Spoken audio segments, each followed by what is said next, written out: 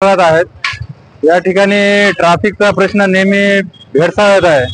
नेहमी traffic jam होत आहे, ट्रॅफिकची कोंडी निर्माण होत आहे आणि त्या ट्रॅफिकच्या कोंडीमुळे या ठिकाणचे जे रहदारी मध्ये जे आजारी व्यक्ती आहेत आणि त्यांना अतोनात त्रास होते।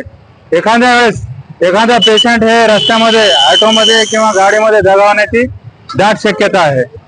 तर याचे एकमेव कारण असं आहे की नांदेड शहरामध्ये शिव मंदिर ते टिळकनगर हा जाणारा रस्ता हा शॉर्टकट आहे बाहेर जाणारा, त्यामुळे या रस्त्यामध्ये वाहनाची वर्दळ होते।